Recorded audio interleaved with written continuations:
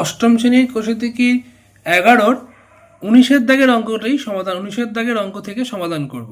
এর আগের অঙ্কগুলো আমার ভিডিও ডেসক্রিপশন লিঙ্কে দেওয়া আছে, তোমরা অবশ্যই সেখান থেকে নিয়ে দেখতে পারো। বুঝতে না পারলে অবশ্যই কমেন্ট করে জানাবে, আমি বুঝিয়ে দেব। চলো 19-এর দাগের অঙ্কটা কি বলেছে দেখা যাক। একটি ঘরের দৈর্ঘ্য, প্রস্থ এবং উচ্চতা যথাক্রমে 15 মিটার, 10 মিটার ও 5 মিটার। যদি দৈর্ঘ্য, প্রস্থ এবং উচ্চতার প্রত্যেকটিকে 10% বৃদ্ধি করা হয়, তবে 4 দেওয়ালের ক্ষেত্রফল শতকরা কত বৃদ্ধি পাবে হিসেব করে লিখি। তো চলো অঙ্কটা সমাধান করা যাক। তাহলে আমরা আগে লিখে ফেলি যে একটি ঘরের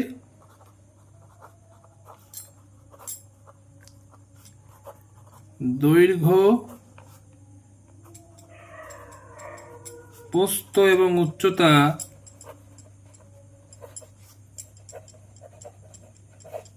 যথাক্রমে 15 মিটার, 10 মিটার ও 5 মিটার। তাহলে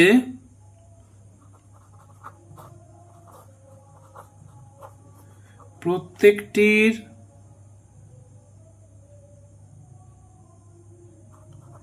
10% করে বৃদ্ধি করা হয়েছে। তো দেখো, আগে আমরা এই অবস্থায় 4 দেওয়ালের ক্ষেত্রফলটাকে বার করে নিই। তাহলে আমরা জানি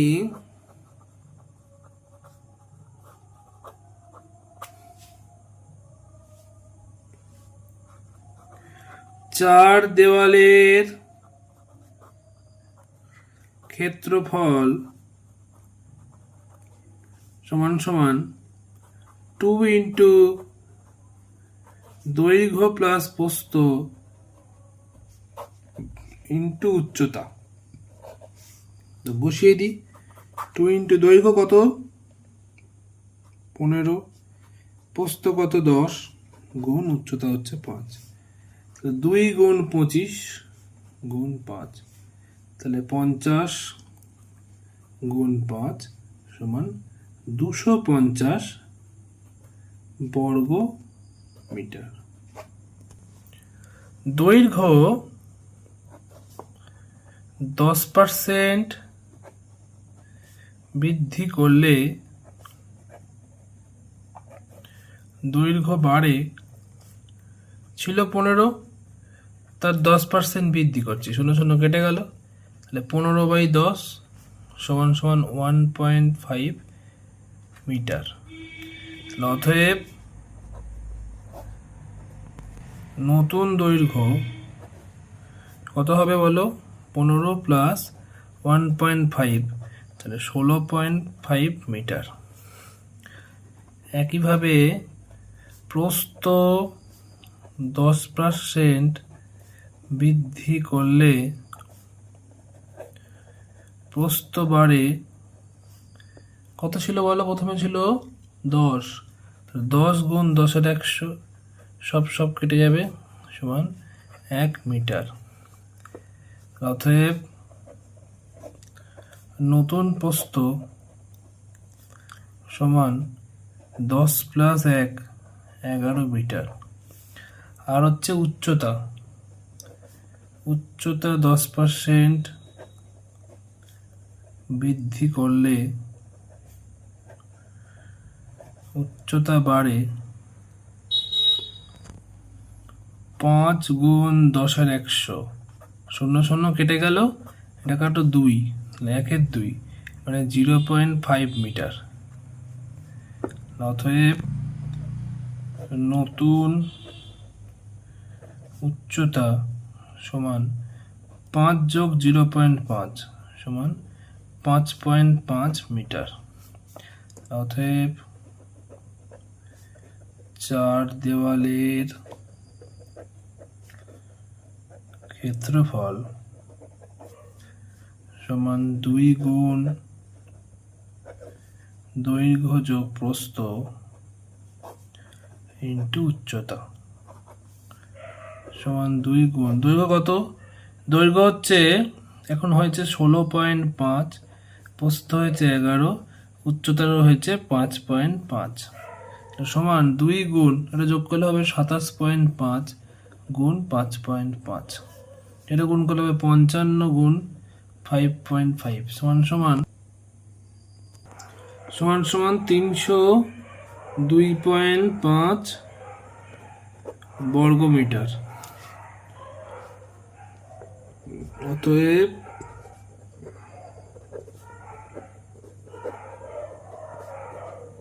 ক্ষেত্রফল বৃদ্ধি পেল 302.5 বিয়োগ 250 সমান 52.5 বর্গমিটার। অতএব শতকরা ক্ষেত্রফল বৃদ্ধি পেল সমান, তাহলে এখন বেড়েছে 52.5, ছিল 250, 100 দিয়ে গুণ করবো, ছোটো শূন্য কেটে যাবে, পয়েন্ট তোলার জন্য একটা তলায় 10, এই শূন্য শূন্য কেটে গেল, 5 দিয়ে কাটছি 5, এটা 5 দিয়ে কাটলে হচ্ছে 105, এটা হচ্ছে 5 দিয়ে কাটলে হবে 21 ইকুয়াল টু 21%। হয়ে গেল 19 দাগের অঙ্ক। এবার আমরা করবো, দেখে নাও ভালো করে, এবার আমরা করবো 20 দাগের অঙ্ক। দেখো এই হচ্ছে 20 দাগের অঙ্ক। বলছে বার্ষিক ক্রীড়া প্রতিযোগিতায়, মানে কোনো একটা খেলায়, স্পোর্টসে 20% শিক্ষার্থী 100 মিটার দৌড়ে, 15% শিক্ষার্থী 200 মিটার দৌড়ে এবং 10% শিক্ষার্থী লং জাম্প প্রতিযোগিতায় নাম দেয়। 5% শিক্ষার্থী কোনোটিতেই নাম দেয়, নাকি 3টেতেই নাম দেয়। বিদ্যালয়ের শিক্ষার্থীর সংখ্যা 780 জন হলে কতজন শিক্ষার্থী প্রতিযোগিতা কোনোটাতেই নাম দেয়নি তা হিসেব করে দেখি। চলো, লং জাম্পে দৌড়ে নাম দেন, দৌড়ে দরকার নেই। তাহলে এবার কি দাঁড়ালো, মোট পরীক্ষার্থী আছে 780 জন, 20% শিক্ষার্থী 100 মিটার দৌড়ে, 15% 200 মিটার দৌড়ে আর 10% লং জাম্পে নাম দেন। আর বলেছে 5% শিক্ষার্থী 3টিতেই নাম দেন।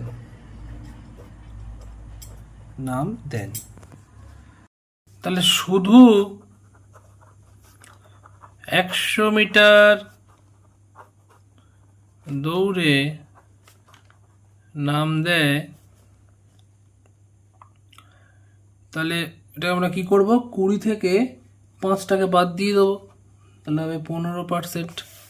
শুধু 200 মিটার দৌড়ে নাম দেয়, 15টাকে 5 বাদ দেবো, তাহলে হবে 10%।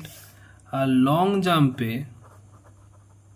শুধু লং জাম্পে নাম দেয়, 10 থেকে 5 বাদ দেবো, 5% হলো। আর তাহলে কি দাঁড়ালো, 3টির কোনোটিতেই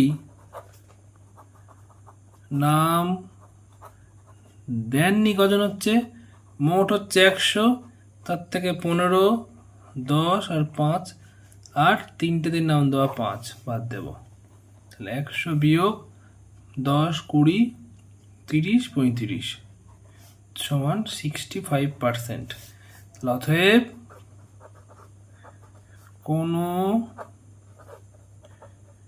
প্রতিযোগিতায় নাম দেয়নি 780 জন মোট, তার 65% নাম দেয়নি। শূন্য শূন্য কেটে গেল, 5 দিয়ে কাটছি 2, 5 দিয়ে কাটছি 13, 5 দিয়ে কাটলে 39, গুণ করে দাও, 9, 19, 13 দিয়ে 39কে গুণ করলে দাঁড়াচ্ছে 507 জন। অতএব 507 জন শিক্ষার্থী কোনো বিষয়ে নাম দেয়নি। তো এই ছিল মোট শতকরার অঙ্কগুলো, সবই তোমাদের করে দিলাম। কোনো সমস্যা থাকলে আমাকে কমেন্ট করে জানাতে ভুলবে না। আমার চ্যানেলটাকে সাবস্ক্রাইব করবে। সমস্ত ভিডিওগুলো আমার ডেসক্রিপশন লিঙ্কে দেওয়া আছে, তোমরা সেগুলোকে দেখবে এবং শেয়ার করবে, সবার কাছে পৌঁছে দেবে। ধন্যবাদ।